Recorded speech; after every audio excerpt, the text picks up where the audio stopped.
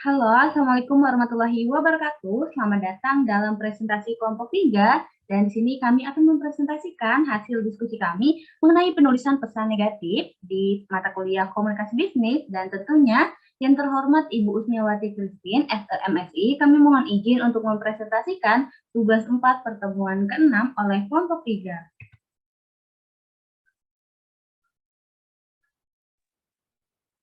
Berikut merupakan anggota kelompok kami. Yang pertama itu saya sendiri, Claudia Ingrid Francisca. Lalu ada Siti Alawiyah Haryani, Cindy Aditya, Jeven Pratama, Dwi Amelia, dan Indah Febrianti.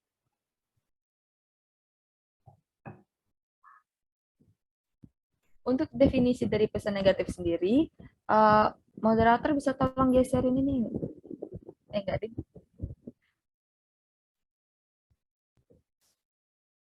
Untuk pesan negatif sendiri, apa sih pesan negatif itu? Yang pertama, pesan negatif atau buruk, atau dalam bahasa Inggrisnya bad news, adalah pesan yang mempunyai dampak kurang menyenangkan bagi pendengarnya, bagi pembacanya, atau bagi audiensnya. Lalu, pesan negatif lazimnya atau umumnya disusun dengan pendekatan secara tidak langsung atau induktif, tetapi dapat juga dengan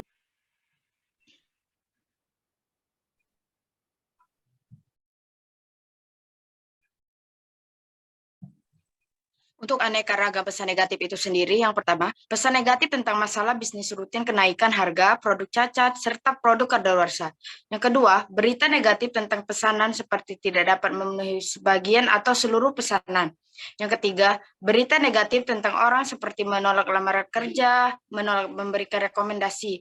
Yang keempat, tentang penolakan seperti penolakan kerjasama, klien, undangan, permohonan kredit, serta berita negatif lainnya seperti pemutusan hubungan kerja atau skorsing.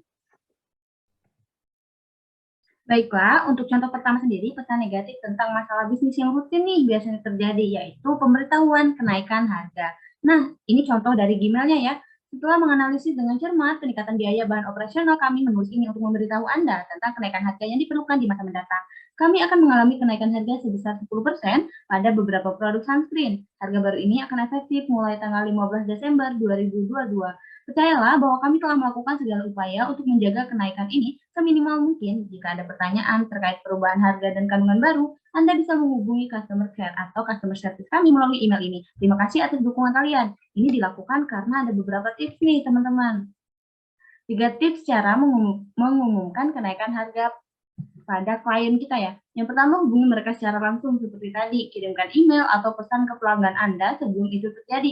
Jadi sebelum kenaikan harga kita kasih tahu dulu nih biar nggak kaget ya pelanggannya. Kemudian yakinkan mereka bahwa produk kita ini punya kualitas lebih dari yang sebelumnya, atau kita tetap mempertahankan kualitas dengan harga yang tinggi, mereka nggak akan merasa rugi gitu atau dirugikan. Kemudian berikan kesempatan bagi pelanggan untuk menghubungi customer service jika mereka bertanya-tanya terkait perubahan harga tersebut apakah benar atau pembohongan atau seperti mereka masih ragu ya kenaikan harga itu. Kemudian hal ini untuk mencegah ketidaksenangan atau kesalahpahaman klien kita tadi akan kenaikan harga terhadap perusahaan. Nah, ini merupakan contoh kedua mengenai berita negatif tentang pesanan nih. Ini kami ambil dari PT Sumber Abadi, di mana ini membicarakan mengenai penolakan pesanan. Di mana dengan hormat terima kasih kami sampaikan atas surat pesanan saudara pada tanggal 5 Maret 2016 dengan nomor sekian yang berisi pesanan 10 komputer merek Toshiba dengan pembayaran yang akan dilakukan secara cash on delivery atau COD. Untuk saudara ketahui bahwa persediaan barang untuk komputer merek Toshiba di perusahaan kami saat ini sedang tidak tersedia. Kemungkinan barang tersebut akan tersedia kembali pada tanggal 20 April 2016. Mohon maaf atas pesanan saudara, karena tidak dapat kami penuhi. Dengan kata lain, pesanan Anda dibatalkan. Kami harap saudara dapat memahami alasan tersebut. Atas penolakan ini, kami mohon maaf, dan untuk perhatiannya kami ucapkan terima kasih. Next.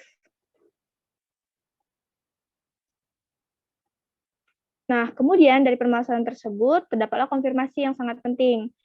Apa itu? Ialah hindari pembelimu kecewa.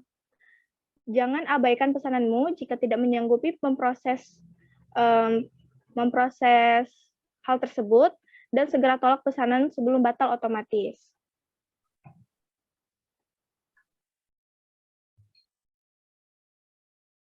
Yang ketiga ada apa nih? Yang ketiga, berita negatif tentang orang. Nah, berikut contoh yang bisa kami tampilkan. Surat penolakan lamaran kerja. Yang isi dari berita negatif tentang orang tersebut, yang isinya berupa dengan hormat. Dengan ini, kamu memberitahukan bahwa kami telah menerima surat lamaran kerja dari saudara pada tanggal 12 November 2022 yang menyatakan berminat untuk mengisi posisi dari staf keuangan di PT Maju Sejahtera. Namun, dengan berat hati kami harus sampaikan bahwa kami harus menolak surat lamaran pekerjaan saudara.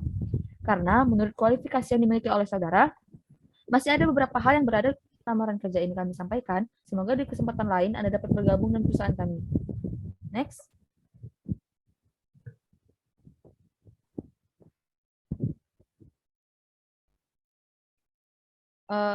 Ini ada tips untuk penolakan lamaran kerja nih. Meski tetap harus fokus pada kandidat yang paling menjanjikan, bukan berarti Anda mengabaikan kandidat yang tidak lolos. Nyatanya, kesan positif pelamar dapat berpengaruh pada reputasi perusahaan.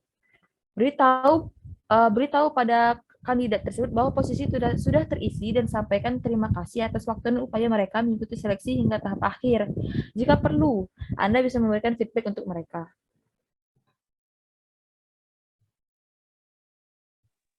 Terus yang keempat itu bad news tentang penolakan surat penolakan kerjasama.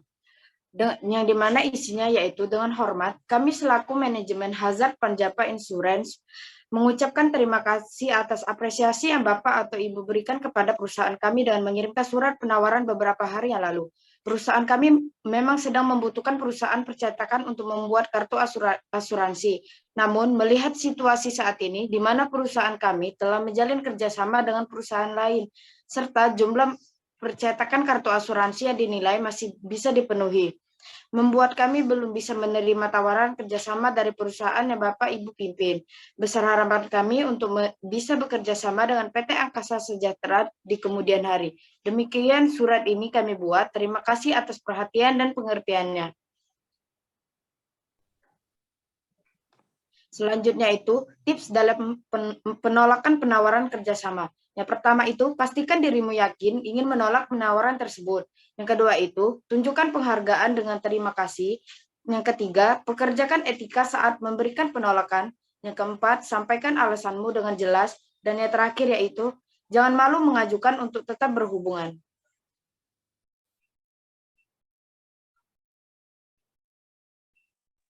Dan yang terakhir nih yaitu pemutusan hubungan kerja, surat pemutusan hubungan kerja yang dimana dengan hormat melalui surat ini saya selaku karyawan PT Mahardika berdasarkan surat keputusan bersama atau SKB tentang karyawan dan undang-undang tenaga kerja, maka saya yang bertanda tangan di bawah ini, nama Samuel SEAK, Departemen Keuangan dengan jabatan akuntan dan nomor karyawan seperti yang dicantumkan, bermaksud untuk mengajukan pengunduran diri dari PT Mahardika karena sakit yang saya derita.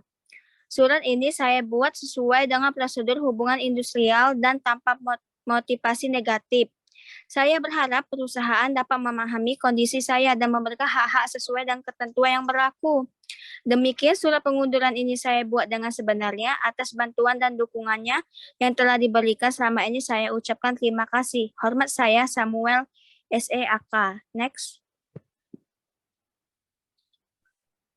Jadi nih kesimpulannya, pentingnya untuk mengirim pesan negatif resign kerja yaitu bukan hanya berpengaruh terhadap perusahaan, tetapi bagi diri Anda agar tetap terjalin hubungan yang baik. Utamakan juga fakta mengapa berhenti dan kapan terakhir bekerja.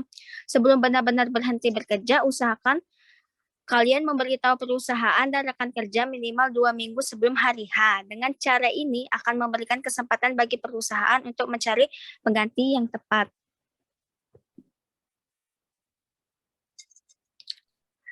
Jadi dari semuanya itu terdapatlah kesimpulan, menulis pesan negatif itu harus menggunakan bahasa yang sopan dan kata-kata yang tidak bias. Yang kedua, gunakan frase positif dan pesan negatif. Dan yang terakhir yaitu jelaskan kesalahpahaman penerima dengan kalimat yang fasih. Oke, baiklah teman-teman dan Ibu yang terhormat, sekian dari presentasi kami. Kami harap apa yang kami sampaikan dapat dipahami dengan jelas. Jadi teman-teman dapat membedakan nih, tadi yang pertama ada pesannya itu secara langsung atau tidak langsung, pesan negatif itu. Dan kebanyakan yang digunakan itu pesan secara tidak langsung atau menggunakan Gmail dan lain hal. Dan kami harapkan apa yang kami sampaikan ini dapat diterima dengan baik. Kami akhiri, tutup, dan sampai jumpa. Terima kasih. Wassalamualaikum warahmatullahi wabarakatuh.